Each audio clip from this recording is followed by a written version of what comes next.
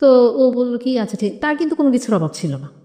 তো ওখানে যাওয়ার পর সে আনলো, আমিও আনলাম। তো প্রথমবার আমি আমার হাজবেন্ডকে নিয়ে যাই, আর তখন ওর হাজবেন্ডের সাথে ফার্স্ট আমাদের দেখা তাদের বাসায়। ওকে, তার হাজবেন্ডের সাথে দেখা, তো সে তো মানে ওরকম ভাবেই খুব দেখতেও খুব হ্যান্ডসাম ছিল। তো ওখানে ফার্স্ট দেখা, আমি আর ততটা তাকে ইয়ে করিনি। কথা বলতেছি কোথায় যাবেন, তখন ও আমাকে ভাবি ভাবি বলতেছে, ভাবি আপনারা এই কাজটা আপনারা কি করতে পারবেন, কি করেন না করেন আপনারা, আর কোনো কাজ খুঁজে পান না। মানে আমাদের প্ল্যান ছিল নতুন একটা বিজনেস করা, রাইট? সেটা মোজ বা হোমকে গিয়ে কিছু ইয়ে করে। আচ্ছা, লতার হাজবেন্ডের নামটা কি ছিল? মাসুদ। মাসুদ। মানে মাসুদ আপনাদেরকে বলছে ভাবি কি সব করতে চান, এগুলো তো কি করেন পাবেন না করেন আপনি তো কিছু বুঝি না। বাট মাসুদ আপনার দৃষ্টিতে প্রথম দেখাতে হ্যান্ডসাম ছিল। তারপর হলো কি যে তখন আমরা গেলাম, আমার হাজবেন্ড ওরা দুজন গেল বাইকে, আর আমরা রিক্সা করে ওইখানে গেলাম। তো ওখান থেকে দাদির সাথে কথাবার্তা বলে তারা উনি আমাদের পরের দিন আমাদের কিছু কাপড় চোপড় দিল, যেগুলো আপনারা করেনি আসলে। তো আস্তে আস্তে দেখা যায় সেই বেশি করতো, আমি এটাতে নিয়ে আমি এত লুক পাবো কোথায়, আমি কম রাখতাম, আমি নিজে করতাম। তারপরে আমার এখানে একটা মেয়ে ছিল, ওকে দিয়ে করাতাম। তো যাই হোক, এরকম করতে করতে এটাও শেষ পর্যন্ত দেখা যায় যে মানুষ ঠিক মতো করতো না, অনেক প্রেশার পড়ে যেত। তারপর আস্তে আস্তে এগুলো করতে করতে তাদের সাথে একটা সম্পর্ক তো ভালো হয়েই গেল। পরে আস্তে এই ব্যাপার নিয়ে লতার সাথে আমার অনেকদিন ধরে ফোনে যোগাযোগ নেই। কি ব্যাপার, ফোনে কথা বলতে একদিন ফোন দিলাম, ফোন দেওয়ার পরে তার হাজব্যান্ড ধরলো। ওকে, তার পার্সোনাল নাম্বার, হ্যাঁ নাম্বার ছিল না, তো ও ধরলো। মাসুদ ধরার পরে তো আমি বললাম যে লতা কোথায়, বললো যে কেন, ওর দরকার কি, বলতেছি একটু দরকার আছে। তো বলে যে আমার কাছে বলা যায় না, আমি কি আপনার কাছে কি বলবো, আমি ওকে একটু দেন। ও তো বাবার বাড়িতে চলে গেছে, আমাকে বাবার বাড়িতে চলে গেছে, ও তো কালকেও আসলো। তা বললো যে কত কিছু হয় আমাদের মধ্যে, তা বলে কি আমি কি আপনার সাথে কথা বলতে পারি। মাসুদ আপনাকে বলছি যে আপনার সঙ্গে কথা বলতে হ্যাঁ, পারে কিনা। ওকে, বাড়িতে না। তখন আমি বললাম যে আপনি আমার সাথে কি একটু কথা বলবেন, না আপনাকে না, আপনার সাথে কথা বলতে ভালো লাগে, তো কথা বলতে ভালো লাগে, আপনাকে ভালো লাগে এসে আমি কি উল্টাপাল্টা কথা বললেন ভাইয়া, আপনি এগুলো কি করছেন বলা আপনার মানায়। তারপরে বললো যে মানায় না কেন, আপনি এত কথা বলেন কেন, আমি যেটা বলতেছি আপনি একটু শুনলে সমস্যা কি, আমি সমস্যা কোনো কিছু না, কিন্তু এই কথাগুলো আমার শুনতে ভালো লাগে না, আমি এটা শুনতে চাই না। তো আমার কেন জানি প্রথম ফোনেই এই ধরনের কথাবার্তা হচ্ছে। হ্যাঁ হ্যাঁ, ওকে, তো আমি ভয় পেয়ে গেছিলাম। এই যে আপনারা দেখা করলেন, দেখা হওয়ার কতদিন পরে ফোনে কথা হচ্ছে? প্রায় 3-4 মাস পরে। 3-4 মাস পরে ফার্স্ট ফোনে আপনার সঙ্গে ভাবে কথা হ্যাঁ, হচ্ছে। বলে আমি কি আপনার সাথে মানে আমি মানে শুধু এতটুকু বললাম, আমি কি আপনার সাথে কথা বলতে পারি। কি কথা বলবেন আপনি, যে না আপনার বিজনেস সম্পর্কে এই ধরনের কথাগুলাই বলছিল তখন। তো তার ব্যালেন্স শেষ হয়ে গেল, তো অফিসে চলে গেল। সে অফিসে যাওয়ার পথে সে আবার আমাকে ফোন দিল, হ্যাঁ ব্যালেন্স করে, আমার মোবাইলে তখন ব্যালেন্স শেষ হয়ে গেছে। আচ্ছা এখন বলতে চাচ্ছি, আমি কি বলবেন আপনি বলেন, কেন আপনার সাথে আমার একটু জরুরি কথা আছে। আপনাকে তো আমি অনেক দিন যাবত চিনি, অনেক দিন যাবত দেখি, আমাকে দেখেন চিনবেন না কেন, আপনার ওয়াইফের সাথে আমার একটা ভালো সম্পর্ক। তখন কিন্তু তার ফ্যামিলির মানুষ আমার বাসায় আসা যাওয়া করতো না, এটা অনেক পরে ওইটা হয়েছে। ওকে, ওর সাথে পরিচয় আমার ভালো আছে, আমাকে তেমনি দেখবিনি, আমার দোকান থেকে ওকে প্রায় সময় নিয়ে যান, না তার সাথে দেখা হবে না। তো এই 2 দিন জাস্ট এতটুকুই, প্রায় সপ্তাহখানিক যাওয়ার পরই তো কথা বলতে বলতে একদিন বললো কি অফিসে যাওয়ার সময় তা আমার মোবাইলে আবার ব্যালেন্স করলো, মোবাইলে এগুলো জিজ্ঞেস করার পরে এইগুলো জানি ব্যালেন্স শেষ হয়ে গেলো, ব্যালেন্স করে তারপর বললো কি যে এই ফার্স্ট তার কাছ থেকে কখনোই আমি মানে কোনো জিনিস, আমার এই জিনিসটা খুব খারাপ লাগতো, কারোর কাছ থেকে কোনো কিছু নেওয়াটা সবচেয়ে বেশি খারাপ লাগে এগুলো। তো উনি যখন এটা করলো আমার খুব রাগ হলো যে আপনি এটা করলেন কেন, আমি কি আপনাকে বলছি কিনা আপনার ব্যালেন্স শেষ হয়ে গেছে, আমার সাথে কথা বলে জন্য দিলাম। আমি বললাম যে আপনি যদি আমার সাথে কথা বলতে চান এটা আপনি কখনো করবেন না।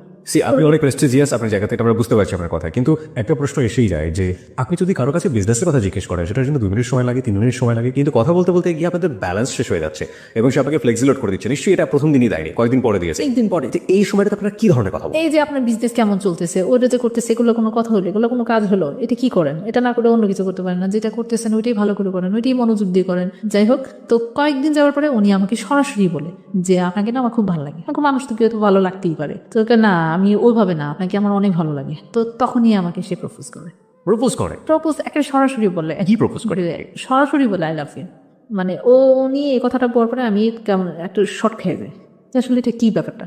তখন আমি একটা জিনিস কি মানে লতা যে আমাকে বলতো যে তার হাজব্যান্ড বিভিন্ন মেয়েদের নিয়ে ঘোরাঘুরি করতো, সেইটা ধরার জন্য, সেটা বোঝার জন্য তার এই কথাটা সাথে সাথে তো কোনো রিয়েক্ট করি না, পরবর্তীতে পরে অনেক পরে তখন আমি এটা অ্যাকসেপ্ট করি, তাকে শুধু একমাত্র বোঝার জন্য আসলে কি সেরকম টাইপের মানুষ, কিন্তু তার সাথে কোনো সম্পর্ক করার মতন মানে আপনি টেস্ট করতে চাচ্ছেন। করতে চান। তার আগে আমি আপনাকে কিছু কোশ্চেন করতে চাই। প্রথম কথা হচ্ছে যে আপনার হাজবেন্ড কি আপনাকে এই লাভ ইউ বা থাকে না অনেক রোমান্টিক হয়, আপনার হাজবেন্ডরা কখনো লাভ ইউ বলা বা ওই জাতীয় একটা রোমান্টিসিজমের মধ্যে নিজেকে নেওয়া, এগুলো কখনো করতে? এই জিনিসটাই আমি তার কাছে মিস করতাম, কারণ যে বয়সটাতে আমার বিয়ে হয়েছে ওটা তো মানে ওরকম পরিপক্ক ছিল না। ডিফারেন্সটা কত ছিল, কত বছরের ডিফারেন্স ছিল আপনাদের মধ্যে? তার সাথে আমার প্রায় 12-15 বছরের ডিস্টেন্স। 12 থেকে 15 বছরের গ্যাপ। প্রিয় শ্রোতা, লুবনার বয়স যখন 18 বছর তখন তার বিয়ে হলো, একেবারেই বলা যেতে পারে যে বিয়ের প্রাথমিক বয়স। এবং এখন ও যেটা বলছে যে রোম্যান্টিসিজমের জায়গাটাতে আমি হাজবেন্ডকে কখনো পেতাম না। সাইমultaneously লাইফের এই যে জায়গাটি, সেখানে এসে আপনারা বুঝতেই পারছেন যে মোটামুটি ঘটনা আজকে কোন দিকে যাচ্ছে। কিন্তু আমরা বারবারই বলে থাকি যে আসলে ঘটনা জাজ করলেও শেষ পর্যন্ত অপরাধ কোথায় গিয়ে দাঁড়াবে উই কান্ট ইভেন ইমাজিন। তো আমরা সেই জায়গাটায় যেতে চাই। ছোট একটা বিরতি নিচ্ছে আমরা, ঠিক 12:06 আমরা আবারও ফিরে আসবো। বিরতির ঘন্টা যেহেতু বেরিয়ে গিয়েছে, আমরা ফিরে এসে লুবনার জীবনের যে অপরাধ এবং ভুল, আমরা সেই ব্যাকগ্রাউন্ড আবিষ্কার করেছি। এবার অপরাধ এবং ভুলের মুখোমুখি হব, সেটার জন্য অপেক্ষা করুন মাত্র কয়েক মিনিট। ঠিক 12:06 আমরা ফিরে আসছি। আপনারা সবাই শুনছেন যাহা বলিব সত্য বলিব, এবিসি রেডিও FM 90.2। আরজি কিবরিয়া রয়েছে আপনার সঙ্গে, লুবনা রয়েছে সত্যের আসনে। ফিরছে একটু পর, সাথেই থাকবেন। যাহা বলিব সত্য বলিব, যাহা বলিব সত্য বলিব।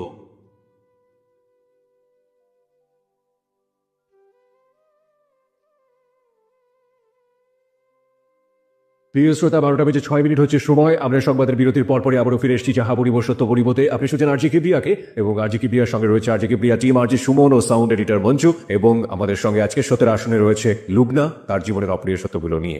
অপ্রিয় সত্যের ব্যাকগ্রাউন্ড আমরা আবিষ্কার করেছি 11টা থেকে 12টার মধ্যে। এই পর্যায়ে আমরা একেবারে অপরাধ আর ভুলের মুখোমুখি হব। আর আপনাদের সবাইকে বলছি, আপনারা যদি লুবনাকে দেখতে চান চলে আসতে পারেন আমাদের ফেসবুকে। আমাদের ফেসবুকের ঠিকানা facebook.com/ABC Radio FM 89.2। ওখানে গিয়ে আপনি যে লিঙ্কটা পাবেন সেখানে লাইক দিলে আপনি সঙ্গে সঙ্গে এই ছবি দেখতে পাবেন এবং ওখানকার মেম্বার হয়ে যাবেন, আমাদের এবিসি রেডিওর মেম্বার হয়ে যাবেন। ওকে লুবনা, ফিরছি আপনার কাছে। আপনি যে জায়গাটিতে ছিলেন, যে আপনি এক ধরনের টেস্ট করতে চাইলেন যে আসলেই লতা সত্য বলেছিল কিনা, সেটার জন্য আপনি এগ্রি করে নিলেন যে okay I love you too, right? হ্যাঁ, তারপর অনেকদিন পরেই হয়েছিল। যাই হোক, আমার কাছ থেকে এটা অনেকদিন পরে ব্যাক করি। জি, তো এইভাবেই আমাদের দিন চলতে থেকে, কথা বলতে থাকি, ছেলে মেয়েদের নিয়ে কথা হয়। আর ও তখন বেশি বেশি লতাকে আমার দোকানে মানে পাঠাতো, মানে আসলেই সে নিয়ে যেতে পারবে, নিয়ে যাওয়ার ছিল আমাকে দেখে যেতে পারবে। ওকে। হ্যাঁ, তো আমাকে অনেক ফোর্স করতো মানে বাইরে যাওয়ার জন্য, চলো বেড়ায় আসি, ঘুরে আসি। সে আবার লতার কাছ থেকে আমার ফ্যামিলি ব্যাকগ্রাউন্ডটা জানলো যে আমার হাজবেন্ড কিরকম সে। তো আমি যেহেতু ওর কাছে সবকিছু বলতাম, তো ও যখন ওদের স্বাভাবিক সে এত কষ্ট থাকে, সে এরকম করে, এটা স্বাভাবিক আমাদের। তার মানে আপনার উইকনেসটা সে জেনে গিয়েছে। হ্যাঁ, জেনে গিয়েছিল। Okay. জেনে যাওয়ার পরে এক তো আমাকে তার ভালো লাগে, তারপরে আবার সেই জিনিসগুলো জানতে পারলো, তার মধ্যে সে আমার প্রতি আরো বেশি দুর্বল হয়ে গেল। তো সে আমাকে বলার পরে অনেকদিন পরে আমি তাকে টেস্ট করানোর জন্য, তো আস্তে আস্তে তার সাথে কথা বলতে বলতে আমিও একসময় বললাম। তো ও আসতো, দেখতাম, মানে আমি প্রথম আগে তো যেতাম যে বান্ধবীর হাজবেন্ড, সালাম দিতাম, কথা বলতাম। তো ও আসতে সালাম দিত, কথা বলতে কি ব্যাপার, মানে তখন সে থাকতো সাথে, তো ভালোভাবেই কথা বলতাম। পরবর্তীতে যখন আমি এটা বলার পরে আমার ভয় লাগতো তার সামনে যেতে, মানে কেমন আনইজি ফিল করতাম, মানে খুব লজ্জাও লাগতো যে যাওয়াটা। যাই হোক, তো এইভাবে করতে করতে তো একদিন ফোনে বললাম যে কি ব্যাপার, আমি তো ওকে আনতে যাই, এটা তো তোমাকে দেখার জন্য। আমি বললাম যে দেখার জন্য, দেখা তো হবেই, দেখতেছেন না? আমিও তখন আপনি করে বলতাম, দেখতেছেন না? যাই হোক, এভাবে করতে করতে আমাদের কথা বলতে বলতে অনেক সময় কেটে যায়, প্রায় 1 বছরের মতো। শুধু কথাই বলেছে? হ্যাঁ, কথা।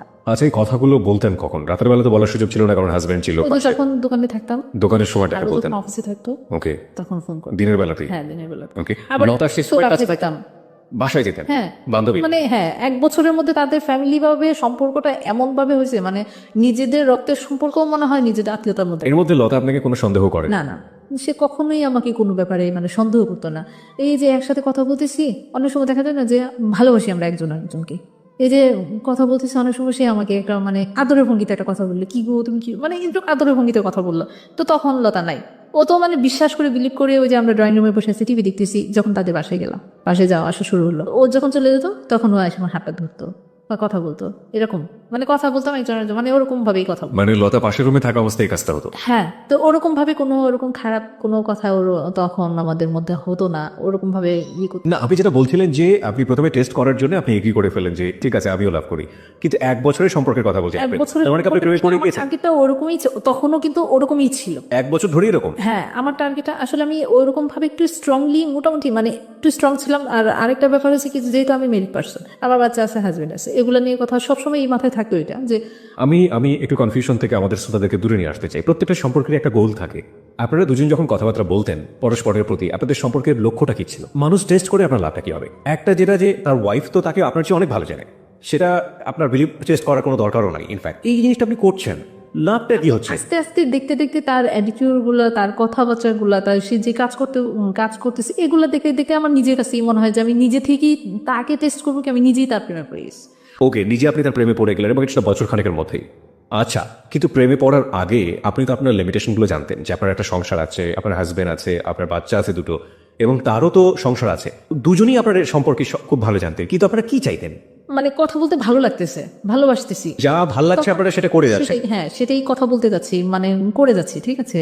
হয়তো আমি আমার হাজবেন্ডকে নিয়ে কখনো বেড়াতে যেতে পারতাম, সে কোথাও এই মানে 6-7 বছর ঢাকা থেকেছি, কোথাও নিয়ে যায় না, ছেলে মেয়েদের নিয়ে চলো একটু বেড়াতে যায়, এই জিনিসগুলো তার মধ্যে ছিল না। ওকে, ঠিক আছে।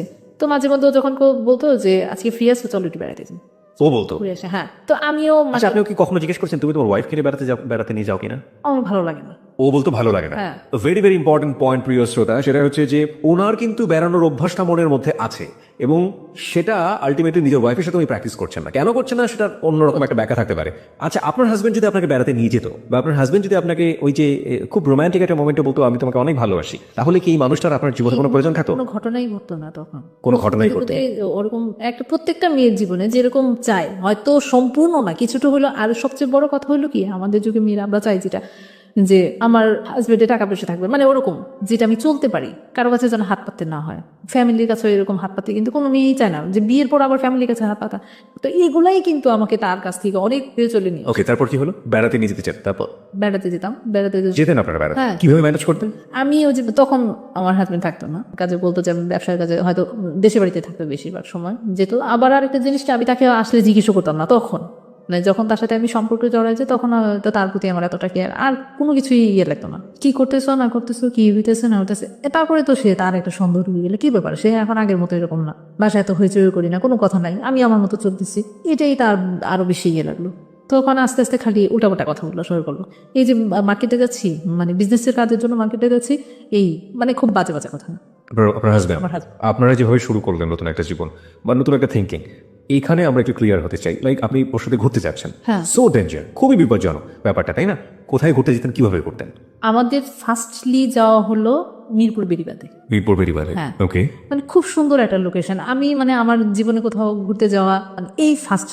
আমার হাজবেন্ডের সাথে একবার গিয়েছিলাম সিলেটে। সে কি কোনো বাইক ছিল? হ্যাঁ, ওর বাইকে করে আপনি বাইকে- গেলেন বেরিবারে? ওখানে তো ও ওয়াইফ তখন কোথায় থাকতো? তার ওয়াইফ বাসায় থাকতো। বাসায় থাকতো এবং ওয়াইফ জানতো যে ও অফিসে গেছে বা অন্য কোথাও গেছে। আপনার হাজবেন্ড জানতো যে আপনি আপনার বিজনেস নিয়ে ব্যস্ত আছেন। ব্যস্ত আছি। সে ম্যাক্সিমাম সময় তখন সে ঢাকা থাকতো না যখন আমি যেতাম। হ্যাঁ, তখন আমার বাচ্চাদের অনেক সময় করতাম কি, ওর বাসায় বাচ্চাদের, আমার বান্ধবীর বাসায় বাচ্চারা। মানে বান্ধবী বাচ্চা টেক কেয়ার করো, আমরা দুজন ডেটিং করে আসি। তো এরকম বেশি দিন হয় নাই, একবার হয়েছে এরকম। এটা আজকে শুনলে সে প্রচন্ড কষ্ট পাবে আমি জানি। তারপর তার সাথে ঘুরতে যেতাম, ভালো লাগতো, কথা বলতাম, ভালো লাগতো। এভাবেই করতে করতে আমাদের অনেক দিন পার হয়ে যায়। তো এর মধ্যে হলো কি, আমি অসুস্থ হয়ে যাই, আমার জন্ডিস ছিল। একবার হয়েছে ওর সাথে সম্পর্ক না হওয়ার আগে, আমি ফার্স্টলি যখন ঢাকায় আসি তখন। ওকে, আর তারপরে হয়েছে তার সাথে রিলেশন হওয়ার পরে, অনেক পরে হয় এটা। একবারে অনেক কিছু ঘটনার মানে তার সাথে সম্পর্ক, রিলেশন, অনেক মানে ফিজিক্যালি রিলেশনও তার সাথে আমার ওই সময়টাতে। হ্যাঁ। ওকে, হয়ে যায়। সেটা করেছে, আমাকে একদিন বললো যে চলো আজকে ইয়েতে যাবো, এয়ারপোর্টে, ফুটের দিকে ওখানে। তো আমি বললাম যে ওখানে কি, ওখানে সুন্দর লোকেশন আছে, তো তোমার অনেক ভালো লাগবে। তো আমি তো তাকে প্রচন্ড বিলিভ করি, প্রচন্ড ভালোবাসি। তো ওখানে গেলাম, যাওয়ার পরে প্রচন্ড বৃষ্টি, অনেক বৃষ্টি। তো অনেক বৃষ্টির মধ্যে কোথায় যাব, মানে ভিজে দুজন একবারে কাক হয়ে গেছে, মানে এত বৃষ্টি। তো বললো কি যে এখানে ভালো হোটেল আছে, চলো আমরা একটু রেস্ট নেই। হ্যাঁ, রেস্ট তো দুজনের সম্মতিতে। তা আমাদেরও মানে খুব এমনিতেই তো সম্পর্ক খুব গভীর। তারপরও মানে যে এখন মনে হচ্ছিল, তখনকার মনে হচ্ছিল যে একবার মানে কোনো নেই, মানে তারও কোনো সংসার নেই, আমারও কোনো সংসার, আমরা দুজনকেই মানে দুজনের জন্য। হ্যাঁ, এরকমই একটা মনে হচ্ছিল। যাই হোক, ওখানে যাওয়ার পর তো হঠাৎ করে আমাদের মধ্যে একটা, যেহেতু দুজনই এক ভেজা, তারপর সামনাসামনি ভালোবাসার মানুষ, এর মধ্যেই আমাদের একটা ফিজিক্যাল রিলেশন হয়ে যায়। তারপর আমার খুব গিল্টি ফিল হচ্ছিল তখন, মানে তার চেয়ে খারাপ মনে হয় যে আমার জীবনেও আমি এরকম খারাপ ফিল করিনি কখন, এত খারাপ লাগছে। তারপর আমি তার সাথে অনেকক্ষণ কথাও বলিনি, তার মানে আমরা দুজনের সাথে অনেকক্ষণ কথা বলিনি। তখন সে আমার কাছে সরি বলছে, যে আসলে এরকম একটা চিন্তাও করতে পারি নাই, তোমাকে আসলে আমি মন প্রাণ থেকে ভালোবাসি, কিন্তু এইভাবে কখনো কোনো কিছু হবে এটা বা। যাই হোক, পরে ওখান থেকে চলে আসি, তার সাথে অনেকদিন আমাদের দুজনের মধ্যেই আবার 2-3 দিন যাবত কথাবার্তা হয় না। পরে আবার সেই ফোন দিল, তাই আস্তে আস্তে আস্তে আস্তে আবার কথা শুরু হলো। তখন এয়ারপোর্ট থেকেই মানে বেড়াতে যেতাম কম, অ্যাক্সিডেন্টলি কখনো যদি কোনো কিছু হয়। তো এর মধ্যে আবার কি যে আমি আমার হাজবেন্ডের সাথে যে কথাবার্তা বলি না আগের মতো এরকম না, আর তখন মনে হয় যে একটু আরো বেশি তার সাথে আমার সম্পর্কটা আরো খারাপ হয়ে গেল। হাজবেন্ডের সাথে হ্যাঁ, হাজবেন্ডের সাথে আরো খারাপ হয়ে গেল। মানে একটা হচ্ছে যে মানুষ যখন আরেকটার প্রতি ভালোবাসা বা যে কোনো একটাতে পড়ে যায় তখন মনে হয় যে এই সমস্যাগুলো হয়। তো এতদিন পর্যন্ত জ্ঞান করে তার কোনো কিছু করতে পারি না, এখন আবার এরকম তার মধ্যে মানে কোনো কিছুই। আর সেই খুঁটিনাটি অনেক কিছু খুঁজতো, কারোর সাথে কথা বললে যদি আমার কোনো কাজিনরা ফোন দেয় কথা বলে, আবার ধরেন দোকানে অনেক মহিলারা আসে, অনেক সময় দেখা যায় কি তারা বাসায় গিয়ে কোনো একটা জিনিস প্রয়োজন করলো, তার হাজবেন্ড ফোন দিয়ে আমাকে ফোন করলো, এটা স্বাভাবিক হতেই পারে। তো যখনই কেউ যদি ফোন করতো সে আবার কন্টিনিউ আমার মোবাইল চেক করতো। হাজবেন্ড আপনাকে সন্দেহ করা শুরু করলো? হ্যাঁ, যখন আমার ফোন ইউজ করলাম, ফোন নিলাম আমি, তখন থেকেই তার এই জিনিসটা মানে খুব হয়েছে যে সন্দেহ করতো যে মানে তখন তুই তো খাড়ির মধ্যে চলে, তুই কোথায় গেছিলি, ওই যে এখানে গেছিস, ওই যে মার্কেটে যাস। অনেক সময় দেখা যাচ্ছে সে থাকে না, আমাকে মার্কেটে যেতে হয় একাই কোনো কিছু প্রয়োজন করলো, গিয়ে পুরুষ মানুষের সাথে গেছলে এই করতে বাচ্চা বাচ্চা কথা বলতো। ঝগড়াঝাটি হতো? হ্যাঁ, গায়ে হাত তুলতো? গায়ে হাত দিত কি, সেই কন্টিনিউ তার একটা অভ্যাস ছিল কি একটা থাপ্পড় দেবে, মানে থাপ্পড়টাতে লাগতো অনেক, মানে এমন ভাবে গায়েগুলো হাত দিত কিন্তু এগুলো কারোর দেখানোর মতো না, বোঝানোর মতো না, কিন্তু আমি খুব মানে ব্যথা পেতাম, বলতাম যে অনেক সময় কান্নাও করতাম। আমি কি এইভাবে মানুষকে বাচ্চাদের সামনে কখনো এরকম করেছো? হ্যাঁ, বাচ্চাদের সামনে এগুলো করতো? নিজের বাচ্চাদের সামনে কিভাবে কথা বলতে হয় সেটাই সে জানে না। এই যে ব্যাপারটা যেটা আপনাদের মধ্যে সম্পর্ক ধীরে ধীরে ধীরে ধীরে হাতাহাতির পর্যায়ে চলে আসছে, এই সময়টাতে তো মাসুদ আপনার জীবনে একেবারে অতপ্রতভাবে জড়িয়ে গেছে। আমি যদি আপনাকে ফ্র্যাঙ্কলি আপনার কাছ থেকে জানতে চাই, আপনার জীবনে লাভ কি এটাই, মানে লাভ ফার্স্ট লাভ বলতে কি এই মাসুদই ছিল? এর আগে আপনি কোনো ছেলের সাথে প্রেমে পড়েননি? না, সুযোগই হয় না। একটা মেয়ে একটা ছেলেকে লাভ করছে যখন তার বেবি হয়ে গেছে, যখন তার সংসার হয়ে গেছে, তার আগে সুযোগ হয়নি কিংবা মন থেকে ফিলই করেননি। তার জীবনে ফার্স্ট লাভ, চিন্তা করে দেখুন, যারা এখানে শুনছেন যারা অনেকে ম্যাচিউর, তারা জানেন যে জীবনের প্রথম লাভের প্রতি, ভালোবাসার প্রতি এফেকশনটা কতটা তীব্র হয়। আর এখানে এফেকশন প্লাস কত ধরনের অপরাধ, ভুল এবং একই সাথে কনফিউশন, অনিশ্চয়তা, কত কি যুক্ত হয়েছে এটার সাথে। হ্যাঁ, তারপর কি হলো? তারপরে আস্তে আস্তে সে, তাকে যখন জানাতাম, সে এই যখনই আসতো কি করতো না করতো আমার কাছ থেকে আবার জানতো, জানলে সে এখানে অনেক কথা বলতো, কি করতেছো তুমি, থাক কোনো কথা বলো না, আমাকে বোঝানোর চেষ্টা করতো। মানে হাজবেন্ডের ব্যাপারগুলো আপনি মাসুদের কাছে বলতেন? ওকে। আর তার সাথে সম্পর্ক হওয়ার পরে এমন কোনো কথা নাই যে সে জানে না আমার, মানে সব কিছু। আমি আরেকটা ব্যাপার কি, তাকে ভালোবেসেছি এমন ভাবে আমি কোনো কিছু তার কাছে গোপন করতে পারতাম না, কোনো কথা বলে যে না বলে থাকতেও পারতাম না। একটা জিনিস যেটা বলার দরকার ঠিক বলা, মানে ওটাও মানে শেয়ার করতাম, বলতাম, সেও বলতো এরকম। মানে সেও মনে হয় যে বাসায় এসে সে তার কথা এমন কথা আমি জানি, তার ওয়াইফ মনে আজ পর্যন্ত জানেন। মানে আমি যেরকম ভাবে চেয়েছিলাম আমার একটা লাইফ পার্টনার, সেও মনে হয় এরকম ভাবে এটা চেয়েছে, সে সবসময় বলতো। ওকে, তার ওয়াইফ কি তার লাভ ম্যারেজ ছিল? তার ওয়াইফের সাথে তার লাভ ম্যারেজ ছিল। এটা কেমন ধরনের লাভ ম্যারেজ আরেকটা বলি, সে ওয়াইফ তাকে পছন্দ করতো কিন্তু সে আসলে একটা চাপে পড়ে বিয়েটা করছে, যেটা আমি it was his point of view, মানে সে আপনাকে হয়েও বলেছে, but it was love marriage. Okay fine, আমরা এটা জাস্টিফাই করতে যাবো না, বাট এটা লাভ ম্যারেজ ছিল। ওকে, নেসেসিটি নোজ নো ল, প্রয়োজন কোনো আইন মানে না, নিয়ম মানে না, ঠিক জানি না, তবে সেই প্রয়োজনটা যদি নন এথিক্যাল হয়, সেই প্রয়োজনটা যদি অন্যায় হয়, সেই প্রয়োজনটা যদি এমন হয় যে কারো কাছে সেটা নিজেকে গিল্টি, দোষী এবং অপরাধী করে দেবে নিজের বিবেকের কাছে, তবে সেই প্রয়োজনের কাছ থেকে দূরে থাকাটাও কিন্তু অনেক বড় একটা প্রয়োজন। হ্যাঁ, তারপর কি হল? তারপর সবসময় শেয়ার করতাম নিজেদের সব পার্সোনাল ব্যাপারগুলি আমার, তো আমাকে সবসময় সান্ত্বনা দিত, বোঝাতো। আরেকটা ব্যাপার কি, যে ও আমাকে আসলে পরে লাইফ পার্টনারের মতোই সে আমাকে দেখা শুরু করলো, যে আমি বিয়ে করবো তোমাকে, তুমি যদি তাকে ছেড়ে আসতে পারো আমি তোমাকে বিয়ে করবো, আমি তোমার সব দায়িত্ব নেবো। আমি বললাম যে এটা কখনোই সম্ভব, তোমাকে আমি ভালোবাসি সেটা ঠিক আছে, কিন্তু মানে এক পর্যায়ে দুজন এক ধরনের ডিসিশনই নিলাম, কিন্তু তার মধ্যে আমার বান্ধবীর একটা বেবি হলো, ফার্স্ট বেবি প্রায় 3 থেকে 4 বছর পরে। তার বিয়ে 3 থেকে 4 বছর পরে বেবি হলো? হ্যাঁ, কনসেপ্ট করে তারপরে মানে আমার সাথে সম্পর্ক পরেই, তাদের অনেক পরেই তার মাসুদ বাবা হলো, হ্যাঁ, লতা মা হলো। ওকে, তো ওর এই সম্পূর্ণ জিনিস আমার উপর দিয়ে গেল। মানে আমি তাকে, তখন তো লতা আমাকে প্রচন্ড বিলিভ করতো, মনে হয় যে তার ফ্যামিলির মানুষ, তার শ্বশুর বাড়ির মানুষ একদিকে, আমি একদিকে, যে কোনো জিনিসে ওকে ডাকো, ওকে আনো, মানে তার প্রতিও যেন আমার একটা অন্যরকম মায়া ছিল লতার প্রতি। হ্যাঁ, লতার। ওকে, তো ওই সবকিছু হসপিটালে নিয়ে এডমিশন করালাম, ওখানে তাকে দিয়ে আসা, কিন্তু রাতে কখনো থাকে না, এমনি আসা যাওয়া, ওই 2-3 বাজারে তাকে দেখে আসতাম, এটা স্বাভাবিক, যেহেতু একটা সম্পর্ক ভালো, সেই আমাকে নিয়ে যেত। হ্যাঁ, মাসুদ নিয়ে যেত। অনেক সময় বলতো যে আজকে কি যাবা, তো বলছে হ্যাঁ, ওর একটু দেখে আসি, ঠিক আছে তুমি আসো, দিকে আমি নিয়ে যাবো। এক তো তার সাথে ঘোরা, আর মানে ঘোরা কি ওই পর্যন্তই, তো প্রায় সময় ও আমাকে নিয়ে যেত, তারপরে কন্টিনিউ তো তাদের সাথে আসা যাওয়া, বাসায় আসা যাওয়া, আমাদের বাসায় আসতো, তাদের এখানেও যেতাম। এরকম করতে করতে অনেক সময়ের মধ্যে যে একটা কথা বলো না, রত বেচা হলো কল্লাও দেখা হলো, মানে ভালোবাসার সম্পর্কটা এরকম ছিল যে ওই যে আমিও তখন বলে যে ওইখানে গেলে হয়তো দেখতে পাবো, মানে সে আছে বাসায়, কোথায় আছে, বাসায় আছি, আজও বাসায়, আচ্ছা আজকে চলে আসো। এই বিকালের দিকে আবার আমার এক ননদ আসে বেড়াতে, আপনারা যে ফ্রিকোয়েন্টলি কথা বলছেন এটা কি লতা জানতে পারে ওই সময়টাতে? ও তার সামনেই আবার অনেক সময় কথা বলতাম। মানে লতার সামনে কি? এটা লতা কিভাবে নিত? না, এটা কোনো ভালোবাসার কথা ছিল না, অনেক দুষ্টামি, লুডো খেলতাম তাদের বাসায়, এখানে কোনো মাইন্ড করার মতো কোনো কাজও করতাম না, আর মাইন্ড করার মতো কোনো কিছু হতো না। যাই হোক, এটা আস্তে আস্তে যখন এগোতে থাকে আমাদের সম্পর্কটা এরকম গভীর হতে থাকে। লাস্টে যখন ওর সাথে এই সম্পর্ক থাকাকালীনই আমি অসুস্থ হয়ে যাই, অসুস্থ হওয়ার পরে তখন আমি আর নিজেকে কেয়ার করতে পারতেছিলাম না, তখন সবকিছু বন্ধ করে আমি আমার বাড়িতে চলে যাই, দেশের বাড়িতে। আমার আম্মা আসছিল, সে আমাকে ওরকমভাবে মানে ডাক্তার ট্রিটমেন্টও করতে পারতেছি না, মানে একবারে মরণাপন্ন অবস্থা। তো আমি দেশের বাড়িতে চলে যাই, যাওয়ার পরে এক তো তার সাথে ঝগড়াঝাটি, এখন বুঝি কি যে আমি আর পারবো না তার সাথে, তো বাড়িতে চলে যাই। ওখানে যাওয়ার পরে সম্পূর্ণ ডিপেন্ডেন্ট হয়ে গেলাম আমার ফ্যামিলির উপর। ভাইয়া আছে, ওরা সম্পূর্ণই নিল। তো ওখান থেকে সুস্থ হওয়ার পরে আমি আর আসতে চাইলাম না, আমি আর মানে ব্যাক করতে চাচ্ছি না আমার হাজব্যান্ডের কাছে, যে আমার আর ভালো লাগে না জীবন। বললাম যে তুমি যদি কোনো কিছু না করো তাহলে আমি এক ছাদে নিজে তোমার সাথে থাকা সম্ভব না। যাই হোক, এইগুলো নিয়ে যেতে যেতে আমাদের প্রায় 3 বছর কেটে গেল আমি বাড়িতে। হ্যাঁ, আমার ছেলে মেয়েকে নিয়ে ওখানে ভর্তি করাই দিই। তো এদিকে আবার হলো কি যে মাসুদ আমাকে দেখতে পারে না, যার জন্য সে একবার পাগল হয়ে গেছে। তার সাথে আমার আর দেখা হয় না, কতদিনের ডিস্টেন্স? 1 বছর তার সাথে আমার আর কোনো দেখা হয় না আর কি। এক বছর মাসুদের সাথে কোনো যোগাযোগ নেই? ওকে, যোগাযোগ হয় না, যোগাযোগ হয়, ফোনে কথা হয়, দেখা হয় না, কারণ আমি ঢাকায় আসি না, দেখা হয় না। এর মধ্যে মাঝখানে একবার এসে আমি শুধু আমার জিনিসপত্রগুলো আমি নিয়ে গেছিলাম, আমার বাসা টাসা সব ছেড়ে দিয়েছিলাম, ছেড়ে দিয়ে ওখানে আমার দোকানে সবকিছু নিয়ে আমি বাড়িতে চলে যাই। তো তখনই তার সাথে দেখা হয়, তাদের বাসায় যাওয়া হয়, একদিন থাকাও হয় তাদের বাসায়। পরবর্তীতে যখন বাড়িতে যায় এর মধ্যে আমার হাজবেন্ডকে নিয়ে বসা হয়, বসা হওয়ার পরে তার সাথে অনেক রাগারাগি হয়, আমাদের ফ্যামিলির মানুষও অ্যাডজাস্ট করতে পারতেছে না। পরে এক পর্যায়ে আমি ডিসিশন নিয়ে নিলাম, তোমার সাথে থাকবো না, আমি সেপারেশনে দিই। তারপরে আমি অনেক কিছু হওয়ার পরে এখানে তাকে আমি সেপারেশন দিতে। তো এদিকে হলো কি যে যখন মাসুদ জিনিসটা জানতে পারলো যে আমি সেপারেশন হয়ে গেছি, সেপারেশন মানে কি ডিভোর্স দিয়ে দিলেন? হ্যাঁ, ফ্যামিলির মানুষের উপর আমি ডিপেন্ডেন্ট, তাহলে এই লোকের সাথে থেকে লাভ কি?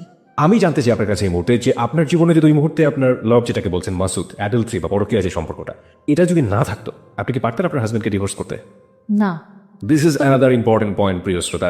যত কষ্টই হোক, হ্যাঁ বলছিলেন যেটা, যত কষ্টই হোক আমি হয়তো তার কাছেই আমি থাকতাম, কিন্তু এই এত বড় ডিসিশন আমি নিতাম না। এই ডিসিশনটা নেবার পেছনে মাসুদ কি আপনাকে কোনো না কোনো ভাবে ইনফ্লুয়েন্স করেছে? না, সে কখনই করে না। আপনি কেন করলেন এটা? আমি তাকে মানে আর ওই ভালোবাসাতে জড়ায় পড়াতে তার প্রতি এতটাই মানে আমি আসক্ত হয়ে গেছি, যে আমার ওর প্রতি আর কোনো ফিলিংসই আর কাজ করছে না? ফিলিংসই এটা আগেও ছিল না, এখন এটাকে মন থেকে মাথা থেকে সবকিছু থেকে এটা দূরে সরে গেছে। ওকে, তো ডিভোর্স আপনি দিলেন, আপনার হাজবেন্ড কি বলছিল ওই মুহূর্তে? মানতে পারছিল সে? না, ও তো ছিল না তখন, আমি এটা করে পেপারস পাঠিয়ে দিয়েছিলাম। তো আমরা জানতো না? না জান, যখন জানলো তখন কি করলো? তখন সে এসে অনেক কান্নাকাটি করো। এর মধ্যে তো আমাদের বাসায় যায়, যাবো বলে যে তুমি এই কাজটা করো না, এটা কেন করছো, আমি এটা মানি না। ওখানে এসে সে আমার মামাদের সবাইকে ফোন করে বলতো সে যেন আমার কাছ থেকে দূরে না যায়, আমি আগের মতো হয়ে যাবো, আমি ঠিক হয়ে যাবো, আমি আর আগের মতো এরকম কান্নাকাটি করছে? অনেক কান্নাকাটি করছে। কিন্তু আমার আসলে একেবারে খারাপ লাগছে আর কি, যে ওই সময় কিন্তু ফিলিংসই কাজ করেন? ফিলিংসটাই, তার প্রতি আমার কোনো ফিলিংসই কাজ করতো না। ছেলে মেয়েটা কার সঙ্গে ছিল? আমার সাথেই ছিল। ছেলে মেয়েদেরকে আপনি কি বোঝেন? আমি তাদেরকে তেমন কোনো কিছু বোঝাতে হতো না, এই কারণে হতো না কারণ সে তো যা করতো আমার গায়ে হাত দিত, আমাকে গালিগালাজ করতো, ওরা তো বাচ্চারা সব চোখে তাকায় থাকতো, আমাকে মারতো এসে, ওরা যায় ধরতো। তারপরও আপনি আগলে থাকতেন যদি আপনার জীবনে মাসুদ না থাকতো? ওকে, তারপর? তো এরকম করতে করতে তাকে আমি সেপারেশন হয়েছে, এটা সেপারেশন হওয়ার পরে আরো হলো জীবন অন্ধকার। এই মোমেন্টে মাসুদ আপনার সঙ্গে কি রোল প্লে করেছে? যখন আপনি সিদ্ধান্ত নিয়ে ফেললেন তখন মাসুদকে আপনাকে মেন্টালি সাপোর্টটা দিয়েছে? সে আমাকে মানে বলতো যে তুমি আসলে আর একটু চিন্তা ভাবনা করো। না, এমন হতো না যে সিদ্ধান্ত যদি নিয়ে ফেলেছে আর চেঞ্জ করো না, এরকম কোনো কিছু বলতো? না, এরকম কোনো কিছু সে আমাকে এই ব্যাপারে কোনো সাপোর্ট করে নাই বা কোনো কথা ওই ব্যাপারে, ডিভোর্সের ব্যাপারে সে আপনাকে না, কোনো এই support ব্যাপারে করে না? কোনো দিন কোনো কথা বলে নাই সে। Okay. এটা আমার সম্পূর্ণ নিজে থেকেই, কারণ আমি ধরেন একটা নেশার মতো অ্যাডিক্টেড হয়ে গেছে, এই জন্যই মনে হয় এরকম ধরনের, এই জন্যই হয়েছে এই ডিসিশন। Okay. যাই হোক, তাকে এসে যখন পেপারসগুলো পাঠাই দেওয়ার পরে ওই দিন অনেক কান্না করছি, ওই দিন রাতে মানে এত কান্না, আমার বাবা মারা যাওয়ার পরও মনে আমি এত কান্না করিনি, মানে এত কান্না করছি, আমার কেন জানি এত খারাপ লাগছে, খুব খারাপ লাগছে। মানে যে মানুষটাকে আসলে আমার ছেলে মেয়ের দিকে চিন্তা করি, কেন যে মানে আমি আসলে নিজেকেই বুঝাতে পারি নাই যে এটা কি হয়েছে, এটা কেন করলাম, এটা কেন যে এরকম একটা হলো। তো এই জিনিসটা আমার তারপরে আমি যাচ্ছি, কোথায় যাচ্ছে এটা আবার তখনই মাসুদকে জানালাম যে আজকে এরকম করব। ও আমাকে তখনও বারবার বলতো তুমি একটু চিন্তা ভাবনা করে দেখো, একটু চিন্তা ভাবনা করো, আসলে হুট করে এরকম একটা ডিসিশন নিও না, দেখো চিন্তা ভাবনা করো। আমি বললাম যে আসলে আমি আর পারতেছি না, আমি কি করবো। আবার এই দিক দিয়ে সে আমার মামাদের ফোন করতেছে, কান্নাকাটি করতেছে যে না করেন ওরে এগুলো করতে, পাগলামি করতে না করেন। আচ্ছা ঠিক আছে, আমি একটা কিছু করবো, চেষ্টা করবো, এখন আর আগের মতো চলবো না, আমি ঠিক হয়ে যাবো। যাই হোক, তো আমি বাড়িতে চলে গেলাম। ডিভোর্সটা হয়েছে ঢাকা থেকে। তো বাড়িতে চলে গেলাম, বাড়িতে চলে যাওয়ার পরে তো এর মধ্যে আমি পড়াশোনা স্টার্ট করলাম। ওপেন ইউনিভার্সিটি থেকে ভর্তি হয়েছি। তো পড়াশোনা স্টার্ট করার পরে এগুলো সব খবর জানতো। তো আস্তে আস্তে সে করলো কি, যখনই তাকে এই পেপারসগুলো দিলাম তখনই সে আসলে মাস্ত ব্যাপারটা জানতো। জানার পরও সে আমাকে এটা প্রকাশ করে নাই। এই যে উল্টাপাল্টা কথাগুলো, তখন আমি বুঝতে পারছি আসলে সে জানে শুনিয়ে এগুলো আমার সাথে করতো, ফিল করতো হয়তো। আপনার হাজবেন্ড এটা জানতো, মানে এর সাথে যেটা আপনার রিলেশন? মানে এটা সে আগে জানতো কিনা আসলে আমি মানে এটা ফিল করতে পারি নাই, বুঝতে পারি নাই। কিন্তু সে পরবর্তীতে কোথেকে এগুলো আমার মনে হয় যে এটা লতাই তাকে বলছে। লতা কিভাবে জানলো? লতা তো পরে যখন আমি ওইখান থেকে চলে আসি তখন আমাদের সম্পর্কটা এরকম, মাসুদ পুরা মানে মেন্টালের মতো গেল, আমাকে দেখতে পারতেছে না, আসতে পারতেছে না, আমি তার সাথেও মানে আর সম্পর্ক রাখতে চাচ্ছি না। কারণ হচ্ছে কি যে এক তো আমি সেপারেশন হয়ে গেছে, তার সাথে একটা সম্পর্ক হইতে হইতে কীভাবে যেন এটা আমার মানে তাদের মধ্যে এই জিনিসটা প্রকাশ পায়। হ্যাঁ, তো আমার হাজব্যান্ড লতার কাছে বলে যে সে এরকম করলো কেন, নিশ্চয়ই একটা কিছু হয়েছে, তুমি এটা ঘটনাগুলো ভালো করে দেখো না কেন, ভাবি আপনি একটু ভালো করে খোঁজ খবর নেন। তো ও আবার এটা একটু হলো যে আমার কথাও মাছুর সবসময় বাসায় বলতো, ও এটা নিয়ে একটু সন্দেহ করলো। হ্যাঁ, আমি আরেকটা কথা বলতে চাই, সেটা হচ্ছে আমার ডিভোর্সের জন্য যেটা অত্যন্ত উৎপ্রুতভাবে জড়িত ছিল যে কারণটা, সেটা হলো যে সে আমাকে তো প্রচণ্ড সন্দেহ করতো। জি, আপনার হাজবেন্ড? আমার হাজব্যান্ড আমাকে প্রচণ্ড সন্দেহ করতো। এই সন্দেহটা আরও বেশি প্রকোপ হলো যখন আমি বললাম যে তার সাথে আমি টোটালি যাবো না। তখনই সে করলো গিয়ে আমার বান্ধবীর সাথে যোগাযোগ করলো। বান্ধবীর সাথে যখন যোগাযোগ হলো, কথাবার্তা বললো, তখন বললো যে ভাবি আপনি একটু দেখেন না প্লিজ, আমাকে একটু সাহায্য করেন, সে কেন এরকম করতেছে। এই আস্তে আস্তে কথা ফুটতে ফুটতে তাদের মধ্যে এটা মাসুদের কথা থেকে এটা প্রকাশ পেলো। মানে মাসুদি সবসময় আমার কথা বলে, আমার প্রশংসা করে। লতা? হ্যাঁ, লতার সামনে আমার প্রশংসা করে, আমার কথা বলে, এই করতে করতে মানে আর এদিক দিয়ে আমার সংসারের মধ্যে আমি পুরো সেপারেশন হয়ে যাচ্ছে। তার মানে ওদের অ্যাটিটিউডের মধ্যে আপনাদের দুজনের অ্যাটিটিউডই বুঝিয়ে দিয়েছে যে দুজনের ভিতরে এক ধরনের অন্যরকম সম্পর্ক আছে, এবং যেটার দ্বারা আপনার হাজবেন্ড আপনাকে রীতিমতো সন্দেহ করা শুরু করলো। এদিকে লতাও কি এই ধরনের কোনো কিছু করা শুরু হ্যাঁ, করলো? এইটা তো মানে আবার তার হাজবেন্ডের সাথে শুরু করলো। ছাড়াছাড়ি হয়ে যেতেছে। কেন হইতেছে? সে যদি ভালো হতো সেটা করতো, সে নিশ্চয়ই কোনো একটা কিছু করছে। তোমাদের মধ্যে এমন কোনো সম্পর্ক আছে যেটার জন্য তুমি বাধ্য করতেছো এটা ছাড়ার জন্য। কে আমি করবো কিসের জন্য? ওর হাজবেন্ড কি ভালো নাকি? ও তো সবসময় এরকম জ্বালাইতো, হয়তো তার জন্য এরকম হয়েছে। প্রায় আস্তে আস্তে কিভাবে মানে ওদের থেকেই কথাটা আসলে মানে ফ্রেশ হলো কেমন করে, সেটা আমি বুঝতে পারি নাই। তো আমি যেটা জানতে চাচ্ছি যেটা হচ্ছে যে সে সবকিছু জানতো, জানার পরেও আপনাকে রিকোয়েস্ট করতো যে আপনি তাকে ছেড়ে না যান, হ্যাঁ, তাই তো? হ্যাঁ। This is a very important point, প্রিয় শ্রোতা। একজন মানুষ সংসারের প্রতি মনোযোগী না, তারপরেও চাচ্ছে সংসারটা না ভাঙুক, কারণ তারপরেও চেয়েছে যে এই মানুষটাকে ধরে রাখতে। 4 মিনিটের বিজ্ঞাপন বিরতির পর প্রিয় শ্রোতা আমরা আবারও ফিরে এসেছি যাহা বলিব সত্য বলিবতে। আপনারা শুনছেন এবিসি রেডিও FM 89.2। আর জি কিবরিয়া রয়েছে আপনার সঙ্গে, এবং আমরা কম্পিউটারের কাছ থেকে শুরুতেই জেনে নিচ্ছি SMS পোলের result. Yes, 83%. No, 3%. No comments, 14%.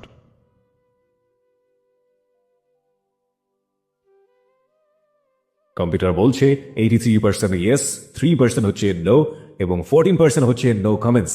আজকের এই অপ্রিয় সত্যের লেভেলটি আমাদের এই জায়গাটা থেকে, এবং আমরা বলতে পারি যাহা বলিব সত্য বলিবর ইতিহাসে প্রথম এমন একটা সোশ্যাল প্রবলেম নিয়ে আমরা আজকে কথা বলছি, যেখানে আমি লুবনাকে থ্যাঙ্কস দিব অবশ্যই, যে লুবনার মতো অনেকেই রয়েছে এই সোসাইটিতে যারা এরকম ভুল করেন, এবং একই সাথে এই ভুলগুলোর পেছনে একটা শক্তিশালী ব্যাকগ্রাউন্ডে থাকে, যারা এই ভুলের দিকে ঠেলে দেন তারা অনেকেই আজকে সচেতন হবেন। অনেক হাজব্যান্ড অ্যান্ড ওয়াইফ এখান থেকে অনেক কিছু শিখতে পারবেন, শুধু সন্দেহের জায়গাটুকু শিখবেন না। কারণ যে ফ্রেন্ডশিপের জায়গাতে এত বড় ধরনের অনৈতিক একটি সম্পর্কে জন্ম নিল, সেই ফ্রেন্ডশিপ শুধুমাত্র ফ্রেন্ডশিপও হতে পারে। সুতরাং ফ্রেন্ডশিপটাকে সন্দেহ করার কোনো সুযোগ নেই। আমরা ফিরতে চাই লুবনার কাছে, তবে তার আগে বলতে চাই যদি ওকে দেখতে চান চলে আসতে পারেন আমাদের ফেসবুকে ঠিকানা facebook.com/ABC Radio FM 89.2। আবার বলছি facebook.com/ABC Radio FM 89.2। ওখানে গিয়ে লাইক দেবার সঙ্গে সঙ্গে আপনি যাহা বলিব সত্য বলিবর মেম্বার হয়ে যাবেন। এবং প্রিয় শ্রোতা, আজকে এক্সপার্ট প্যানেল থেকে আমাদের সঙ্গে রয়েছেন ডক্টর তাজুল ইসলাম, যিনি জাতীয় মানসিক স্বাস্থ্য ইনস্টিটিউটের অ্যাসোসিয়েট প্রফেসর। তিনি পুরো অনুষ্ঠানটি শুনছেন, শেষে গিয়ে তিনি তার মূল্যবান মতামত আমাদেরকে জানিয়ে দেবেন। লুবনা, আপনার কাছে ফিরে আবারও, তারপর কি হলো?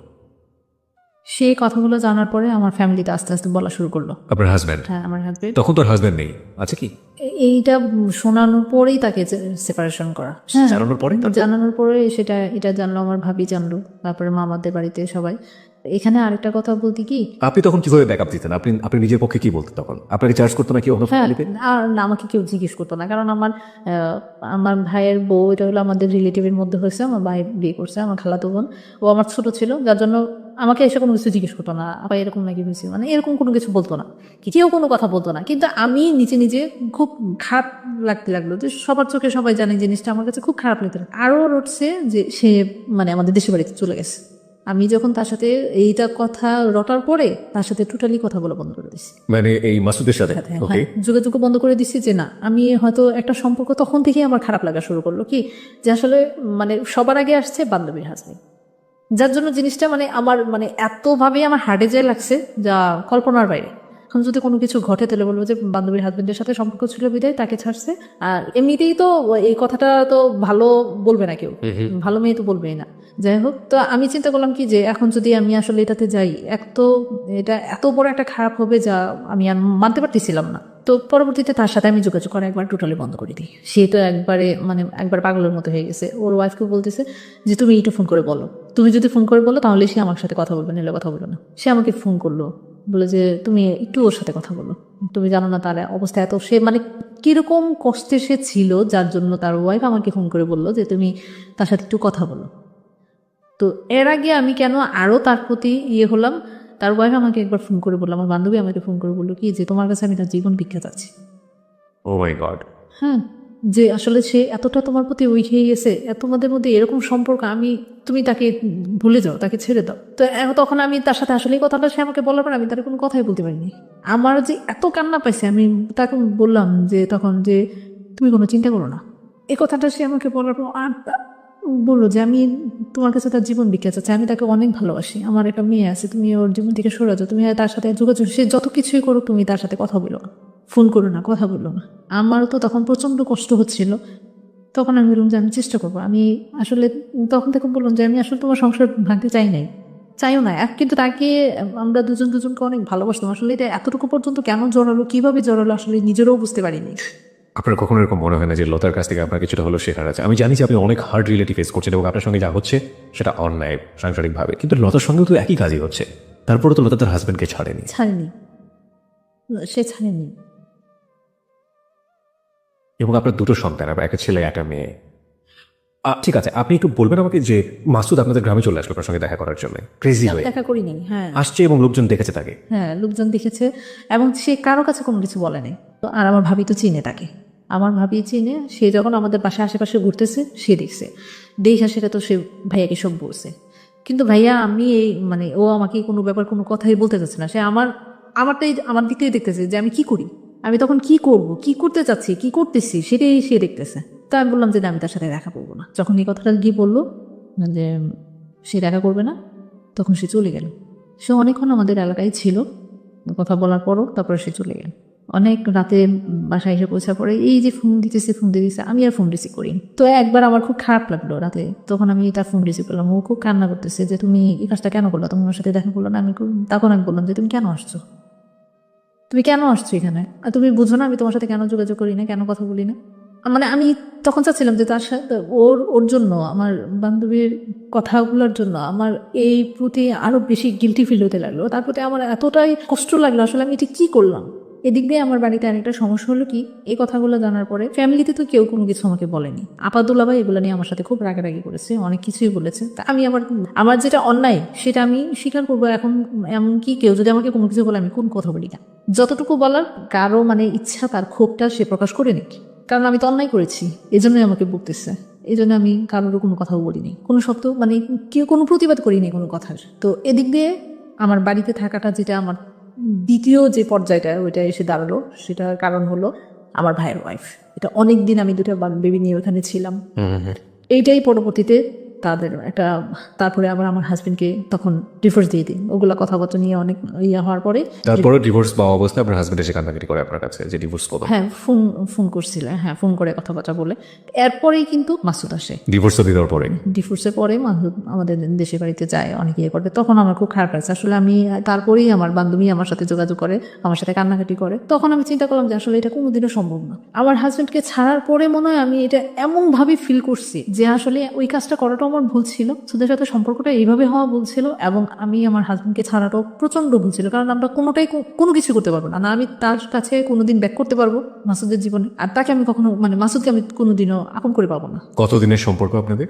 প্রায় 3 বছর। 3 বছর ধরে এই এই ধরনের অ্যাফেকশন, ইলিউশন বা লাভ, হোয়াট এভার ইট ইস, যেটাই বলি না কেন, সেটার মধ্যে একবারের জন্য মনে হয়নি এই কথাটা।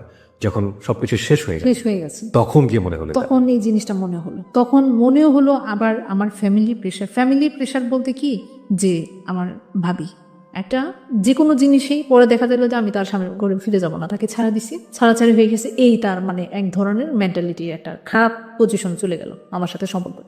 প্রথম খুব ভালো ছিলেন, মানে আমরা কখনো কল্পনা করি না যে আমাদের মধ্যে এক তো ছোট, আমার ছোট, আমি তাকে তুইটি করে বলি, এখনো তুইটি করে বলি, তো এরকম কোনো ইয়ে হয়তো সে উল্টাপাল্টা ভাইয়ার কাছে লাগানো শুরু করলো। ভাইয়া এমনি কোনো কথা বলে না বিদেশি কিছু কিছু জিনিস নিয়ে আমার সাথে মানে সংসারের মধ্যে একটা অশান্তির সৃষ্টি হয়ে গেল বিশাল। যে কোনো ছোটখাটো জিনিস নিয়ে কে করছে, সে করছে, কি করছে, ও করছে, মানে এগুলো নিয়ে মানে এতটা মানে আপনি যেখানে থাকলেন সেখানে সাংসারিক একটা অশান্তি তৈরি হলো, অশান্তির সৃষ্টি হলো, মায়ের বিচার কোনো মাটি নেই, সোজা কথায় যেটা বলে। মানে একবারে দেয়ালে পিঠ থেকে গেছে, মানে এরকম সিচুয়েশন খারাপ হলো, যার পরবর্তীতে বাদ দিল। তো আমি তো ওরকম কোনো করতেও পারবো না, ওখানে চাচ্ছিলাম যে বিজনেসটা ওখানে দেওয়ার জন্য, কিন্তু ওই করলো কি, যে আমি বললাম যে আমার মার্কেটে আমাকে একটা দোকান দিত, আমি এখানে একটা শুরু করি, সে করলো কি, দিল না। যাই হোক, আর এদিকে তো লতা ঢাকায় অনেক কিছু করলো, অনেক কিছু মানে সবার কাছে বললো, আর সে তো তার হাজবেন্ড একদম অ্যাডিক্টেড হয়ে গেছে। আমি যখন তার সাথে কথা বলি না, সে এখান থেকে একবার দেখা করি নেই, তো এখান থেকে গিয়ে নাকি সে ড্রিঙ্কস করছে তার বন্ধু বান্ধব নিয়ে, তারপর সে নাকি হসপিটালও ছিল। এই কথাগুলো সেই আমাকে পরবর্তীতে জানায় যে তুমি এরকম করছো। আমি যেদিন করছে কয়েকদিন পরে, যে তুমি একবার খবরও নিলে না, আমি হসপিটালে ছিলাম, যে তোমাকে আর খবর নিয়ে কী করবো, আমি খবর না দিলে তুমি তো আসলে, আমি চাই না যে তোমার সাথে আমার কোনো সম্পর্ক থাকুক। আসলে এটা অনেক বড় একটা ভুল হয়েছে, এই ভুলটা আমি শুধরাতে চাচ্ছি। এখন হয়েছে যে তুমি আমাকে ভুলে যাও, আসলে এটা সম্ভব না, কখনো আমি তোমার কাছে যেতে পারবো না। তোমার সাথে সম্পর্কটা আগে কিভাবে হয়েছে, কি করছি, এটা আমার এখনো মানে এখন আমি ফিল করি যেটা আমি বিশাল করে একটা অন্যায় করছি, আমি এটা আর সামনে আগাতে চাই না। তারপরে সে করলো কি, তার একটা ফোনে তার সাথে কথা, এক অস্ট্রেলিয়ান একটা মেয়ে, অস্ট্রেলিয়া থেকে আসে, কিভাবে তার সাথে কথা হয়েছে আমি তা জানি না। তো ওদের সাথে ওই ফ্যামিলিতে ওই লতা করলো কি, ওর সাথে বললো যে তুমি ওর সাথে বাইরে চলে যাও, তুমি যখন থাকতে পারবে না। তার আগে একটা কথা বলিনি, আমি ভুল হয়ে গেছে এখানে। সেটা হলো কি, যখন আমার ফ্যামিলিতে এই টর্চারিংগুলো, আমার মেন্টালি টর্চারিংগুলো হয়ে দাঁড়ালো, একদিন আমার ভাবি আমার সাথে রাগারাগি করে দূর দিয়ে এসে আমার গায়ে হাত দিল, আমার গায়ে হাত দেওয়ার পরে আমি তো এমনি শেষ। তারপর মনে হয় যে আমি আরো মানে অস্তিত্বহীন হয়ে গেছি।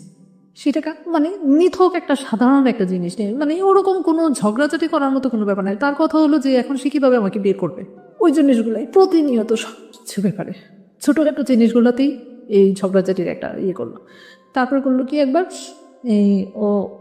এই ঝগড়ার পরের দিনই আবার ওর ভাইকে, ওর মাকে ঢাকা থেকে নেওয়া হয়েছে আমাকে মারার জন্য।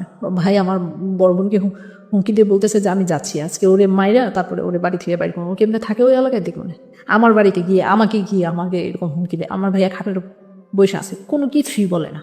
তো ফ্যামিলির এই অ্যাটিটিউডগুলো, আমার আম্মা খুব কান্নাকাটি করছে, অনেকই করছে তাদের সাথে, কিন্তু আমার মা হয়েছে একটা সহজ ওই সময়টাতে আপনি কোনো ধরনের কারো কাছে কোনো মেন্টাল সাপোর্ট পাওয়া, শেল্টার পাওয়া কিচ্ছু পাননি? মানে টোটালি আমি অফ করে দিচ্ছি, মাসুদের সাথে যোগাযোগ করা বন্ধ করেছি। তার কাছ থেকে তো একবারে সম্পূর্ণভাবেই আমি দূরে সরে যেতে যাচ্ছি, কারণ এটা ফ্যামিলিতে ছড়ানোর পরেই কিন্তু আমার ভাবির এই রূপগুলো বেড়েছে, মানে এগুলা প্রকাশ করা শুরু করছে সবার কাছে, নোংরা ভাবে আরো কথাগুলো বলতেছে, যতটুকু না হয়েছে তার চেয়ে আরো বেশি বাড়ায় বলতেছে। আর তার মধ্যে সে আবার একটু গেছিল দেশের বাড়িতে যাওয়ার পরে তো সে আরো সুযোগ পেয়েছে। এমনিতেই তো আমি মানে এটা তার প্রতি হয়েছে ওই যে সেপারেশন হওয়ার পরে, আর জমি জমা নিয়ে যখন আমি আমার ফ্যামিলিতে আমার আপাদের কাছে জানাইছি, তারপর থেকে তার এই রিয়েকশনটা হয়েছে। তারপরে আমি তার সাথে কোনো কথাই যোগাযোগ রাখি নাই, ইয়ে করিনি। পরে একদিন 2012 সালের জানুয়ারি মাসে 3 তারিখে সন্ধ্যার দিকে আমার মোবাইলের কল আসে। তো কল পিক করার পরে বললাম যে কে, বললো যে আমি এক হতবাগা না, মানে বললো কি যে মানে কেউ নাই জীবনে, হ্যাঁ আমি একটা অসহায়, মানে এরকম একটা কথা বলি। তো বললো যে আপনি হঠাৎ করে ফোন করে আমাকে এরকম একটা কথা বললেন কেন, অ্যাকচুয়ালি আপনি আমার এই ফোন নাম্বার পেলেন কোথায়? যে আমি আপনার ফোন নাম্বারটা পাইছি, একটা কল দিছি, ওই রং নাম্বারে আপনার নাম্বারে চলে এসেছে। তো রং নাম্বারে গেছে, তা আপনি আমার সাথে এত কথা বলতেছেন কেন? রং নাম্বারে আমি তো বললামই আপনার, প্রথমে একবার ফোন দেওয়ার পরে আমি কিন্তু পরিচয় দিইনি, আমাকে জিজ্ঞেস করছে আপনি কি, আপনি অমুক। তা আমি বললাম যে না আমি তো এটা না, তো কেটে দিছি। তারপরে আবার সন্ধ্যার দিকে রাতে আবার ফোন দিছি, ঠিক আছে। রাতে ফোন দেওয়ার পরে তাই বললাম যে আপনি কি কোত্থেকে ফোন দিয়েছেন? তো বললো কি ঢাকা থেকে ফোন দিয়েছি এরকম। আমি একজন লয়ার বললো যে লয়ার, হ্যাঁ ওকে। লয়ার বললো। তো বললাম যে কি ব্যাপারে কি কথা, আমি এত পেজ কুচ বুঝি না এত কিছু না। তো আমি ভাবছি হয়তো কোনো ঘটকের মাধ্যমে সেই কথাগুলো, তখন কিন্তু আমার ফ্যামিলি মানুষ আবার এই যে গুলো হচ্ছিল বিধায় আমার বড় পাবার চাচ্ছিল যে এটা বিয়ে শাদী হয়ে, তো এই যে এইভাবে মনে হয় যে সে নাম্বার পাইছে। যাই হোক আমি আর তাকে তত কথা বলিনি, শুধু ডিটেলস বললাম। তো বললো কি 3-4 দিন পরে সে আবার কল দিল। পরে আমি তার ডিটেলস অ্যাড্রেসটা জানতে চাইলাম যে আমার তো কয়েকজনকে আবার একটু ইয়ে হলো যে এদিক দিয়ে ভাবি আর এদিক দিয়ে বান্ধবী, মানে হয়তো কাউকে দিয়ে আবার কোনো কিছু করতেছে কিনা। তো ও আবার এমনিতে তো চালাক, তো এত কিছু বলে নাই, শুধু বললো যে আমি হঠাৎ করে আপনার নাম্বারটা পাইছি, আপনার সাথে কথা বলে ভালো লাগছে। আমি কি আমার সাথে কথা বলে ভালো লাগছে, আমি আসলে কথা বলতে চাচ্ছি না, না আপনি শুনেন আগে আমার কথা শুনে। তো এই কথা বলার পরে এইভাবে তার সাথে কথোপকথন হয়। জিজ্ঞেস করলাম কোথায়, তার ফ্যামিলি ব্যাকগ্রাউন্ড দিল।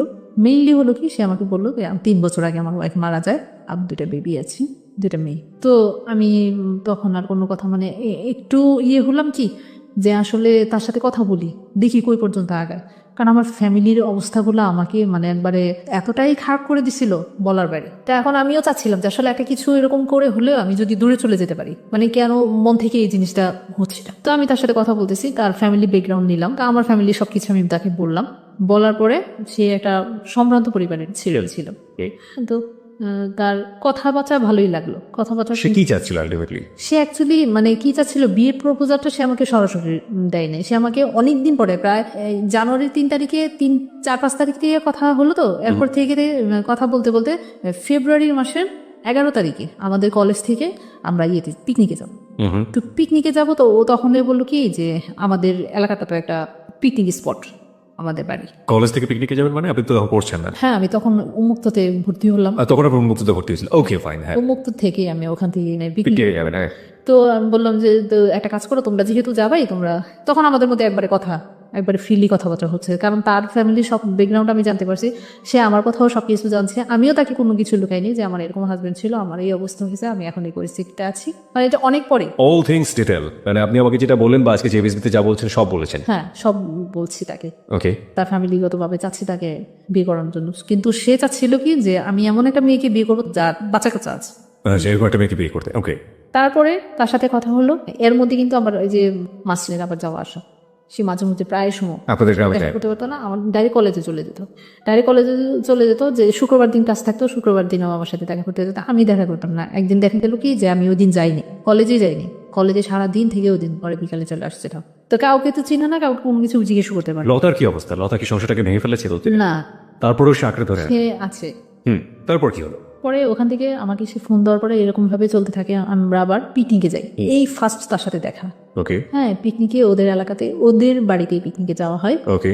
তো ওইটা একটা মানে পিকনিক স্পট এবং একটা নাম করা বাড়ি। Okay fine. হ্যাঁ। হ্যাঁ তো ওখানে যাওয়ার পরে এই ফার্স্টলি সে আমাকে দেখে, তার সাথে সাথে আমার তার 2জন মুরব্বীর সাথে ফোনে কথা হয়। হ্যাঁ সে নানা ডাকে তাদের এরকম। তো তাদের মুরব্বীদের সাথে কথা বলার পরে তো ওনাদেরকে দেখানোর পরে ওনারা বললো তো হ্যাঁ ভালোই তো, খারাপ না, হ্যাঁ ঠিক আছে তুমি এটা প্রস্তুত করতে পারো। আপনি তখন কি জেনেছেন যে আপনার কাছ থেকে নাম্বারটা কিভাবে পেয়েছি, আপনার নাম্বারটা কিভাবে পেয়েছি? আমি তাকে অনেক অনেক বলেছি কিন্তু সে কোনোভাবেই বলে নাই। আচ্ছা। হ্যাঁ তো আমি বললাম যে কিভাবে, বললো যে এমনি রং নাম্বারে চলে গেছে, সে আমাকে প্রথম ফোনটা করিয়ে একটা অন্য নামে ডাক দিল। ওকে ফাইন, সেটা তো আমরা প্রথমে বুঝেছি, কিন্তু পরবর্তীতে গিয়ে নিশ্চয়ই আপনি আবিষ্কার করতে পেরেছেন। এটা বিয়ের পরে আবিষ্কার করতে, মানে লেটস আপনি বিয়ে করলেন, কতদিন পরে বিয়ে করেছিলেন? মানে জানুয়ারির 3 তারিখে তো তার থেকে কথা শুরু হয়, তো ওই 2012 সালে 24 এপ্রিল 24শে এপ্রিল আপনি তাকে বিয়ে করলেন।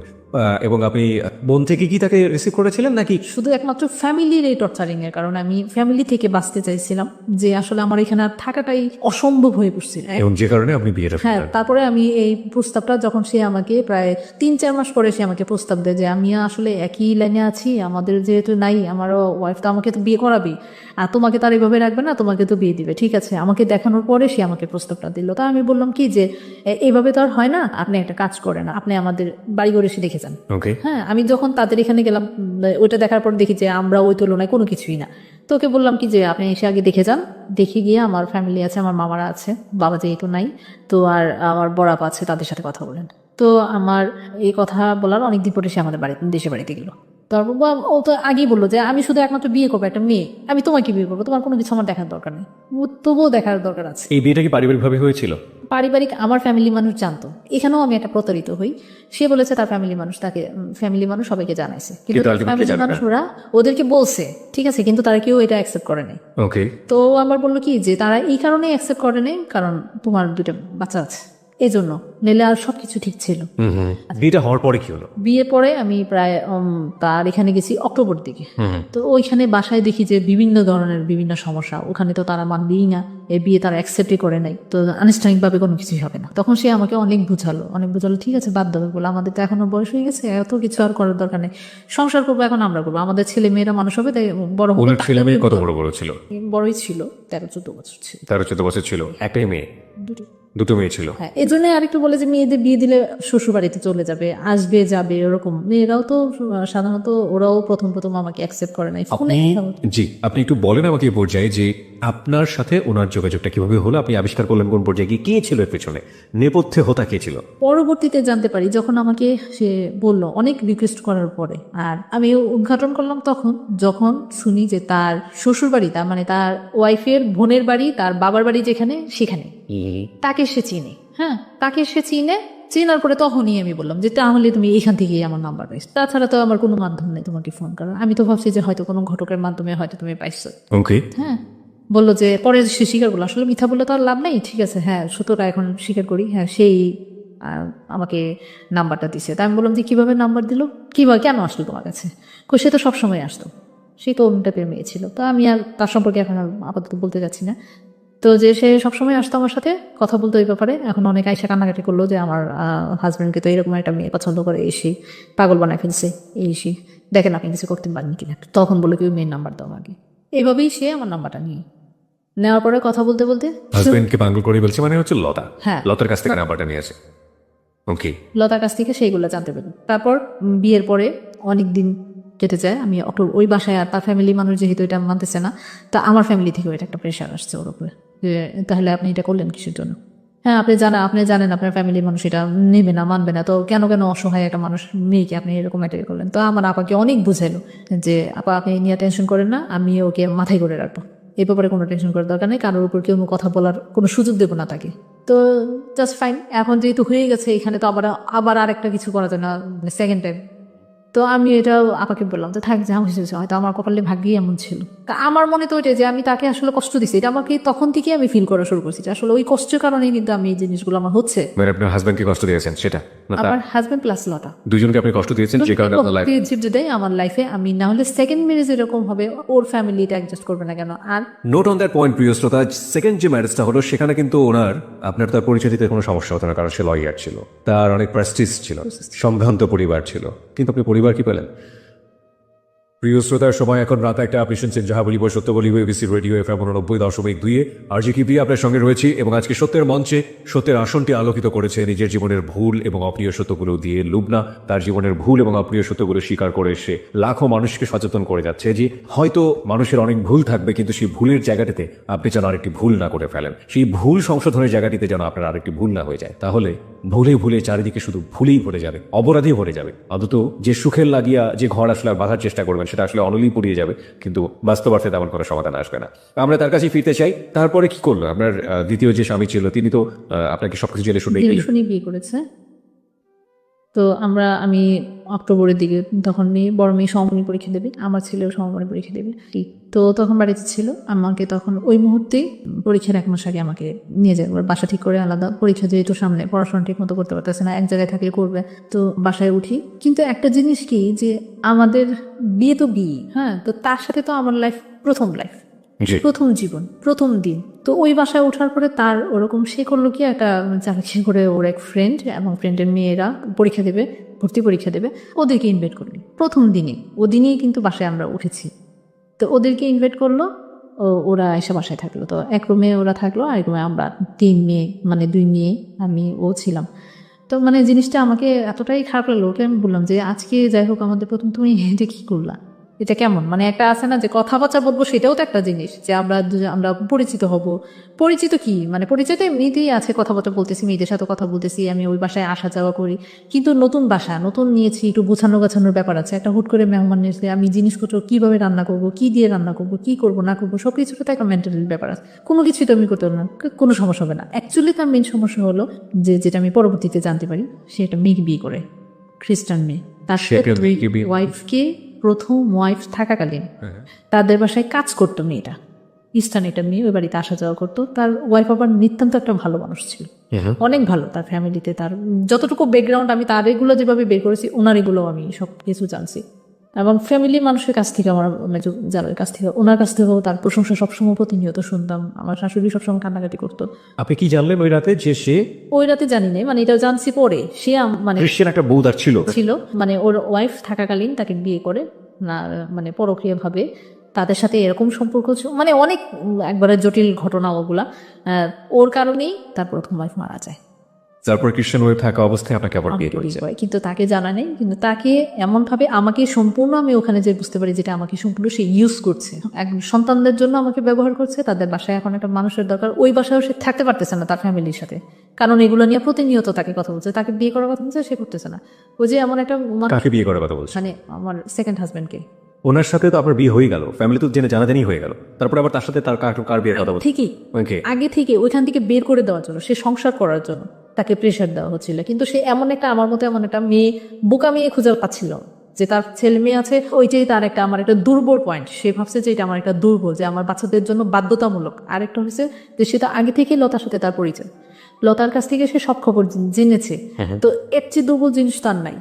আলটিমেটলি আপনার গৃহ পরিচারিকা যেটাকে বলে, এক ধরনের সার্ভ করার একটা মানুষ দরকার ছিল, সেভাবে আপনাকে নিয়ে গেছে। নিয়ে গেছে। ওকে, তারপর কি হলো? তো ওখানে আস্তে আস্তে মানে সবার সাথে পরিচয় করাই দিচ্ছে, জানাচ্ছে। কিন্তু এদিক দিয়ে দেখা যায় কি যে সে বাসায় যদি, ঢাকায় যদি থাকতেছে 2 দিন, 3 দিন সে দেশে থাকতেছে। কি ব্যাপার, আমি এখানে নতুন আসলাম, আমি চিনি না, জানি না। তুমি মানে একটা আছে না যে একটা ভালোবাসার ওরকম কোনো কিছুই তার কাছে পাচ্ছিলাম না।